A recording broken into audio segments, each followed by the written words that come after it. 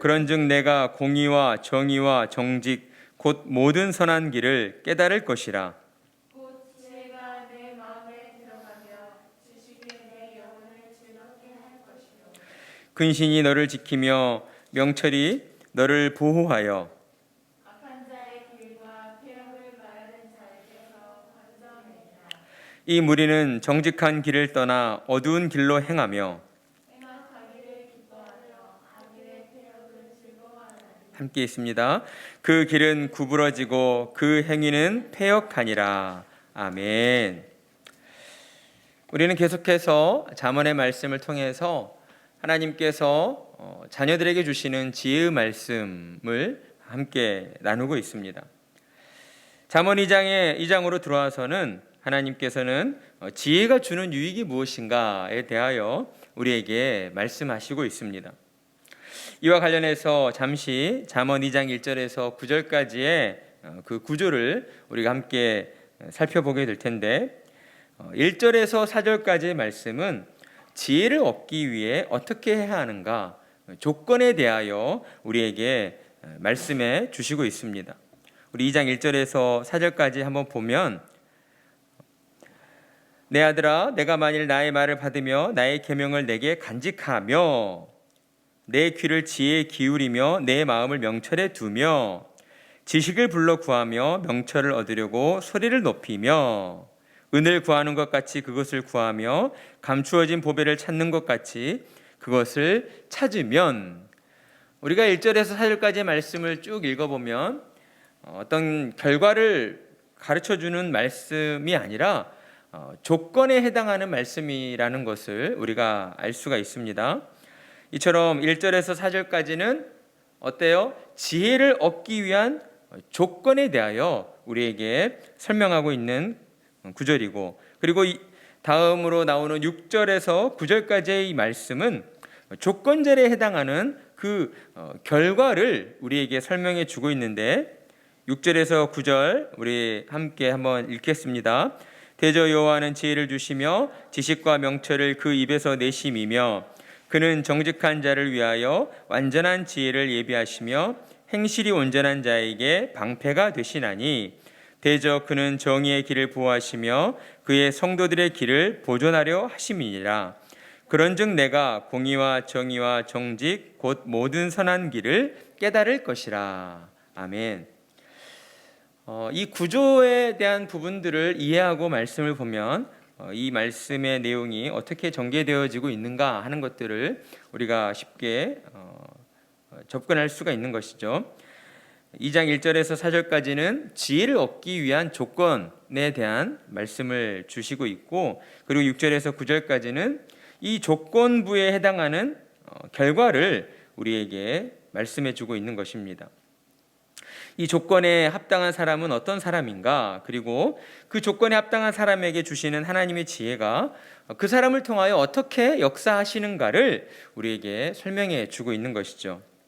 그리고 1절과 4절 그리고 6절과 9절 사이를 연결시켜주고 있는 이 5절은 조건절과 결과절을 이어주는 연결부에 해당하는 구절인데, 하나님이 주시는 그 지혜의 기능에 대하여 우리에게 말씀해주고 있다라고 할 수 있습니다.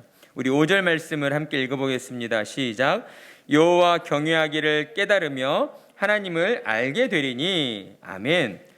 5절 말씀을 통해서 우리가 알 수 있는 지혜의 주된 기능이 무엇인가? 첫째는 여호와를 경외하도록 깨닫게 해 주신다라는 것입니다. 여러분, 하나님을 경외한다라는 말은 그저 하나님을 두려워하고 무서워한다 이런 의미가 아니죠.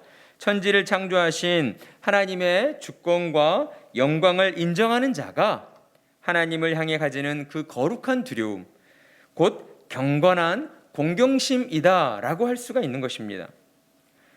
그리고 두 번째로는 이 지혜의 주된 기능은 하나님을 알게 하는 데 있다라고 우리에게 말씀하고 있습니다. 여기서 하나님을 알게 한다라는 것은 단순히 지식적으로 하나님을 아는 것이 아니라 하나님과 인격적인 만남을 통해서 하나님과 더욱 친밀하게 교제하고, 이런 과정을 통해 하나님의 속성, 그러니까 하나님이 어떤 분이신가를 바르게 알아서 모든 일들의 판단을 하나님의 뜻에 두고 하나님이 기뻐하시는 순종의 자리로 나아가도록 이끌어주는 것이다 라고 할 수가 있습니다. 자, 그렇다면 지혜는 누가 얻을 수 있다라고 말씀하셨습니까? 1절과 4절의 그 조건부를 보면 지혜를 얻기 위해서는 무엇보다도 하나님의 말씀을 듣고 주의 계명을 마음에 새겨야 한다라고 말씀하셨습니다. 그리고 지혜를 얻고자 하는 그 간절한 그 갈망으로 지혜를 소리쳐 구해야 했고, 그리고 지혜를 구하는 그의 마음 속에는 은을 구하듯 감추어진 보배를 찾듯 이 세상 가운데에서 가장 귀하고 소중한 것을 얻고자 하는 그런 간절한 마음으로 가득 찬 사람이어야 했다라는 것입니다. 성경은 그 사람을 어떻게 정의하고 있습니까? 그 사람이 어떤 사람이라고 우리에게 가르쳐주고 있습니까? 6절에서 9절 부분의 말씀을 보면 하나님 앞에서 정직한 사람이다라는 것을 우리는 알 수가 있습니다. 7절 말씀, 그는 정직한 자를 위하여 완전한 지혜를 예비하시며 행실이 온전한 자에게 방패가 되시나니 라고 말씀하고 있기 때문이죠. 여러분, 하나님 앞에서 정직하다는 것은 단순히 도덕적으로 거짓말하지 않는 착한 사람을 의미하는 것이 아닙니다. 하나님 앞에서 정직한 사람은 그의 영혼이 죄와 사망의 권세에서 벗어나 진리 안에 거하며 선과 악을 분별하여 하나님이 기뻐하시는 의를 행하는 사람이다 라고 할 수가 있는 것입니다. 성경은 그런 사람들을 거룩한 하나님의 자녀로 구별된 자들, 곧 성도라고 우리에게 가르쳐주고 있습니다. 이렇듯 하나님의 은혜로 거듭난 성도가 하나님의 말씀을 듣고 지혜를 구하며 하나님 앞에서 의를 행하는 정직한 사람으로 살아갈 때에 어떤 결과를 얻게 되는가? 6절과 9절 말씀 중에 7절에 기록되어 있는 말씀이죠. 하나님께서 친히 그에게 완전한 지혜를 주시고 그의 모든 행실이 온전하도록 친히 방패가 되어주시는 은혜를 누리며 살아가게 하신다라고 우리에게 가르쳐 주시고 있습니다. 이것을 한마디로 요약하자면 하나님께서 성도의 모든 삶과 함께 해주시며 하나님의 그 동행하여 주시는 은혜를 누리게 된다라는 것입니다. 그리고 이제 오늘 우리가 함께 읽은 9절에서 15절의 말씀은 하나님의 이 지혜가 성도의 삶에 어떻게 역사되어지는가에 대하여 설명해 주고 있는데, 무엇보다 9절에서 15절에 기록된 말씀은 이 하나님의 지혜는 성도의 그 도덕적 양심을 민감하게 만들어준다, 거기에 초점이 맞춰져 있다라고 할 수 있습니다. 그러니까 성도를 좀 더 도덕적인 사람으로, 좀 더 윤리적인 사람으로 만들어 간다라는 것이죠. 하나님의 지혜가 성도의 그 양심을 기민하게 만들어서, 그러니까 민감하게 만든다는 것입니다.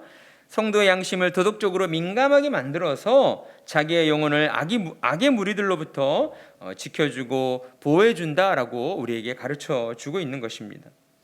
먼저 하나님의 지혜가 성도의 마음에 들어왔을 때 성도는 매일 새롭고 놀라운 하나님의 공의와 정의와 모든 선한 길을 깨닫게 되어집니다. 이것은 무엇입니까? 한 단어로 정리하면 이것이 곧 진리이죠. 하나님의 공의와 정의와 정직, 그리고 모든 선한 길을 깨닫는다. 다시 말하면 하나님의 진리를 깨닫게 되는 것입니다. 그러니까 하나님의 진리를 깨닫게 되는 사람은 어때요? 10절 말씀에 나온 것처럼 그 지혜가 내 마음에 들어와서 내 영혼을 즐겁게 한다라고 가르쳐주고 있습니다.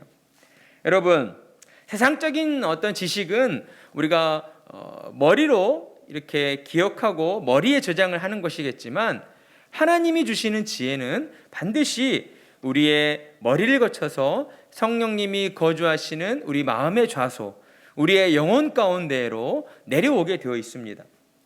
그렇기 때문에 하나님의 지혜가 우리의 영혼에 임하게 될 때에 어때요? 우리는 변화를 경험하게 되는 것이죠. 여러분, 어떤 사람이 변화되어집니까? 속된 말로 사람은 고쳐 쓰는 게 아니다, 이런 말들을 우리가 자주 듣게 됩니다. 그러나 하나님을 믿고 따르는 성도들은 사람이 변화되어질 수 있다는 것을 잘 알고 있습니다. 왜입니까? 우리 자신이 하나님의 은혜로 예수님을 구주로 믿고 변화된 삶을 경험했기 때문이죠. 어떨 때 변화되어졌습니까? 하나님의 그 은혜가 우리의 영혼을 가득 채웠을 때에, 우리의 마음에 충만히 임했을 때에 우리가 하나님 앞에 죄인임을 깨닫게 되고, 그로 인하여 회개하게 되고, 그로 인하여 하나님의 은혜를 누리는 자로 변화되어지는 것을 우리가 경험하게 되었기 때문입니다.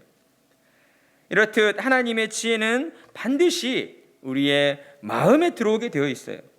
우리의 마음에 들어옴으로써 어때요? 우리의 영혼을 변화시켜 주시고, 그로 인한 기쁨과 즐거움을 우리 영혼 가운데에서 샘솟게 해 주시는 것입니다.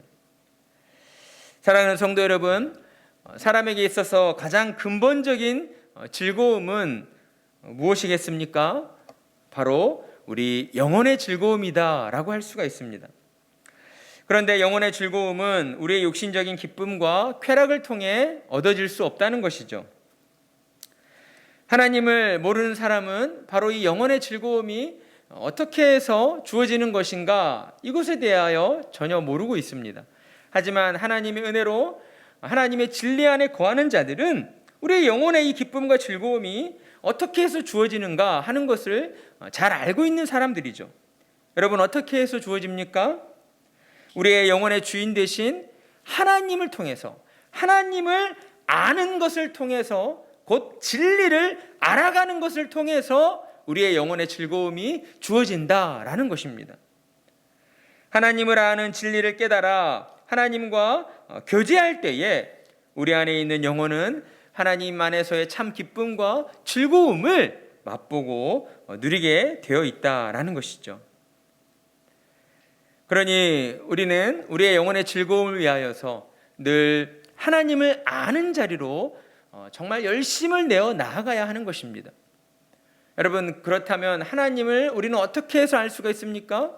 하나님께서 우리에게 계시로 주신 이 성경 말씀, 하나님의 성경의 말씀을 읽고 묵상하고 또 성경 공부의 그런 시간들을 통해서 우리가 더 하나님을 깊이 알아갈 수 있게 되는 것입니다. 우리는 하나님을 다 안다라고 생각할지 모릅니다. 예수님을 믿어 하나님의 자녀가 되었고 하나님 나라 천국 백성이 되었음을 저는 믿습니다. 확신합니다. 여러분, 그것으로서 우리의 신앙생활이 끝나서는 안 되는 것이겠죠. 왜냐하면 예수님께서는 우리에게 그리스도의 장성한 분량에 이르도록 자라가라, 성숙해 가라, 분명히 우리에게 그렇게 말씀하셨기 때문입니다. 그러니 성도로 부름받은 우리는 하나님의 지혜 안에 거하며 우리가 하나님을 더 깊이 그리고 더 풍성히 알아가는 그 과정들을 통해서 우리가 더욱 하나님 앞에서 온전한 신자요, 그리고 또한 성숙한 신자로 우리가 성장해 가고 변화되어 가야 하는 것입니다. 그러니 우리는 늘 하나님의 말씀 앞에서 우리 자신의 지금 신앙의 상태, 이 믿음의 상태가 어떤 상태에 놓여 있는가를 늘 점검해 볼 필요가 있는 것이죠. 여러분, 점검해 보지 않으면 발전이 없습니다. 우리 자녀들도 그렇고 또 우리 부모들도 그렇고 우리 가정, 우리 사회 모든 곳이 다 그렇습니다. 지나온 시간들을 돌아보며 내가 무엇을 잘했고 잘못했는가를 이렇게 판단해 보고 점검해 보는 시간을 가질 때에 우리는 우리의 잘못된 부분들을 고쳐서 더 좋은 모습으로 발전해 갈 수가 있는 것이죠. 신앙은 더욱 그렇습니다. 그러니 우리는 늘 하나님의 말씀을 가까이 해야 하고 하나님의 말씀을 통해서 우리의 영혼이 변화되어지고 또 우리의 잘못된 부분들이 새롭게 되어지는 그 일들에 우리가 더욱 열심을 내어야 하는 것입니다. 하나님의 지혜가 우리의 마음 가운데 임하게 되어 우리가 하나님의 지혜가 주시는 그 영혼의 즐거움을 누리게 된다라고 하는 것은 다른 말로 하면 우리의 영혼이 깨어있게 된다라고 할 수가 있습니다. 우리의 영혼이 깨어있게 되면 어떤 결과가 나타나게 되는가? 11절 말씀, 근신이 너를 지키며 명철이 너를 보호하여. 그리고 이제 12절에서 15절까지의 말씀은 그렇지 않은 자들, 하나님의 지혜를 얻지 못한 사람들, 곧 악한 무리들이라고 할 수 있겠죠. 그 악한 자들이 행하는 구부러진 그 인생의 여정을 우리에게 구체적으로 설명을 해주고 있는데, 그러니까 결국 하나님의 지혜가 우리의 마음에 임할 때 우리가 영혼으로부터 즐거워하게 되고, 그것은 곧 우리의 영혼이 깨어있게 되는 것인데, 우리의 영혼이 하나님의 지혜로 깨어있음으로 말미암아 어때요? 근신하게 되고 명철을 얻게 된다라는 것입니다. 여러분, 여기서 근신이라는 말은 정신을 차린다라는 거예요. 그리고 신중하게 행동한다라는 것입니다. 그리고 또한 명철은 뭐예요? 모든 어떤 이치에 대한 합리적인 생각이에요. 모든 일들에 대한 합리적인 생각. 그러니까 좌로나 우로나 어때요? 쉽게 감정적으로 치우치는 생각이 아니라 언제나 하나님의 말씀 안에서 중심을 잡고 균형 잡힌 생각, 합리적인 생각을 할 수 있게 된다라는 것입니다. 여러분, 하나님의 이 지혜는 이처럼 우리의 영혼에 즐거움을 주고, 그리고 또 우리의 영혼이 늘 깨어 있을 수 있도록 우리를 인도해 주심으로써 우리를 근신하게 하고 우리에게 명철을 주어 악한 자의 길과 폐역으로부터 우리의 영혼을 지켜주시고 보호해 주시는 것입니다. 그러니 우리는 하나님의 이 말씀에 따라서 이 땅 가운데 악한 자의 길을 따르지 아니하고, 또 악한 자의 그 폐역을 따르지 아니하고 늘 하나님이 기뻐하시는 그 일들을 행하며 살아가기 위하여 우리는 더욱 하나님의 말씀이신 진리 앞으로 나아와야 할 것입니다. 하나님의 진리 안에서 하나님이 주시는 그 지혜로 충만함을 받아 우리 모든 삶 가운데에서 늘 하나님을 기쁘시게 해드리는 그런 참으로 복된 인생을 살아가야 하는 것이죠. 여러분, 우리 인간의 진정한 즐거움이 어디에 있다고 말씀드렸습니까? 우리의 영혼에 있다라고 말씀을 드렸습니다. 우리의 영혼의 즐거움은 누가 주어지는 것입니까? 하나님께서 우리에게 주시는 것입니다. 우리가 하나님의 지혜로 충만함을 받을 때에 우리의 영혼은 어때요? 이 세상 가운데에서 진정한 기쁨과 즐거움을 맛보고 누리게 되는 것입니다.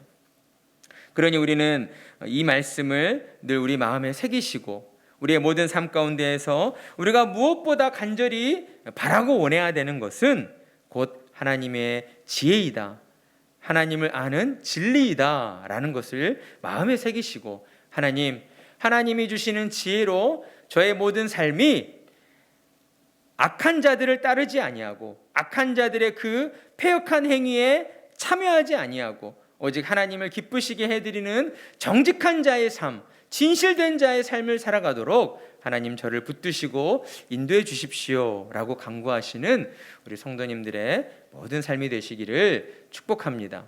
그러한 은혜가 우리 가정과 또 우리 자신과 우리 자녀들 가운데에 늘 충만하기를 간절한 마음으로 축복합니다.